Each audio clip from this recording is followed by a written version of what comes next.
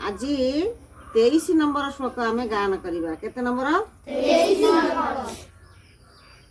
जोस्यामानानवेक्षेऽहं जयते अत्र समागतः धार्तराष्ट्रस्य दुर्बुद्धे युद्धे प्रिय चिकीर्षवः। यही युद्धरे दुष्ट बुद्धि दुर्योधनर हिताकांक्षी साजी जेउ राजा माने युद्धेच्छारे उत्साहित होई यही सेनारे एकत्रित होइछंती सेमानंकु मु देखिबी। ताला अर्जुन प्रभु को कौन कहउचंती? अर्जुन प्रभु को कहउचंती हे प्रभु मु को मानकु देखिबा को चाहे दुर्योधन सहित को माने आसीचंती आमर विनाश करिबा पई। धार्तराष्ट्रस्य दुर्बुद्धे युद्धे प्रिय चिकीर्षवः।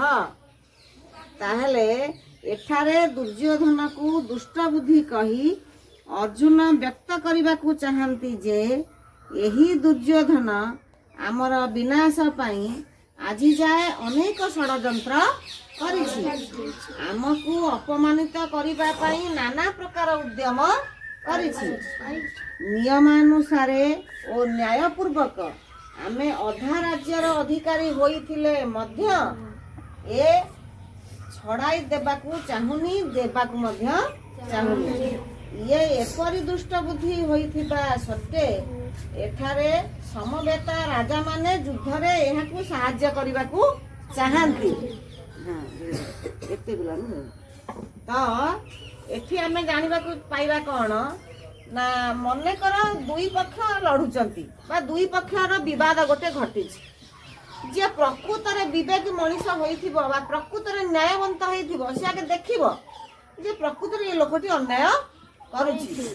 किंतु एठी कोन होइछि दुर्योधनर पक्षरे जो माने भी आसीचंती से माने कोन न्याय को सपोर्ट करचंती बा न्याय को समर्थन करचंती कि करि नांती अन्याय को समर्थन करचंती जहा फल रे से कुरुवंशर बा दुर्योधनर सेनारे शामिल होइचंती।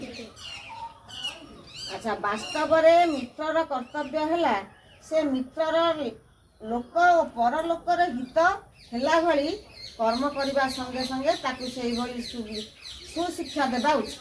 मने कर आमे एठी कहिबा दुर्योधनकर के मित्र थिबे सखा थिबे से माने दुर्योधनर पक्ष कोन करथिबे पक्ष नै थिबे किंतु वास्तव रे आमे चिंता करबा गोटे मित्रर कर्तव्य कोन गोटे मित्रर कर्तव्य कोन मित्र भूल कले भी तापट रहिबा ताको बुझेइबा।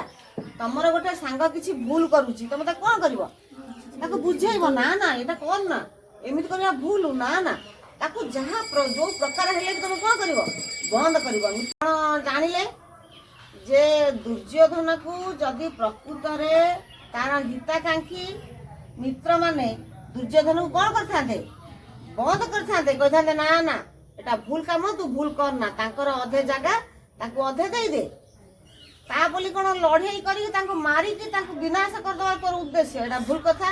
मु मित्र हेले भी गोटे मित्रर एते बड़ अपराध काम रे मु कोन हेबी नै सपक्ष हेबी नै। किंतु ता माने एथिर तमे कोन जानलो तमे गोटे भूल काम कले तमर सांग जदी कोन करबो गोटे भूल काम करथुबो तमे सांग हिसाब ता कोन करबो बंद करबो ता चालबे मारिबा चालबे जम्मा जीवनी आगे बुझीब कौन है कौन है गोटे गोटे गार्डियन अच्छा बहुत गार्डियन बा अभिभावक अच्छा जो मैंने निज पिला जो आसी कांद बो लो बो बापा लो बापा मत अमक मारिला कहीं मारिला कौन पाई मारिला जब प्रकृत से गार्डियन होता है अभिभावक भल होता है से जो पिला ना अभियोग करए डाकिकी पचारिबा उचित ता नहेले गार्डियन कौन करती प्राय चाली से कहीं माइला जाकि ताकू बिगड़ा बिगड़ी करती एटा प्रकृत भल बाप मार लक्षण नुहे। सेमती सांग हिसाब से तुमको से कह चल ए मारिबा से मत ना कौन है पचारिबा ताकू भी पचारिबा तापर ताकू जदी से भूल करथाय ताकू बंद करबा। जदी दुर्योधनर बंधु बा मित्र माने एमिति करिथांते एमिति हेइथांता कि आज दुर्योधन विनाश हेइथांता कि तमें सबु बेले तुम निजर मित्र को रक्षा करिवो ताकु सुबुद्धि दब कुबुद्धि केते बेले भी दब नाही। मात्र यही राजा माने दुर्योधनर दुष्ट बुद्धि को शुद्ध करने परिवर्ते बढ़ाइबा को चाहूचंती एवं दुर्योधन द्वारा युद्ध कराई युद्धरे ताकू सहायता करी तार पतन चाहूना तार पतन युद्ध ताकू सहायता करी कौन चाहूचंती तार पतन ही चाहूचंती। तात्पर्य है दुर्योधनर केउथिरे हित निहित ताकू राजा किपरि बा राज्य किपरि मिलिबो से राजा केमिति होई परिबो ए विचार केही करू नाहंती।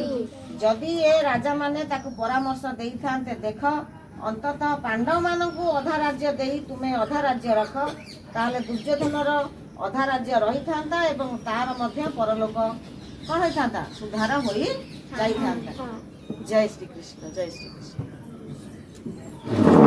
ओम पूर्णमदः पूर्णमिदं पूर्णात् पूर्णमुदच्यते पूर्णस्य पूर्णमादाय पूर्णमेवावशिष्यते। ओम शांति।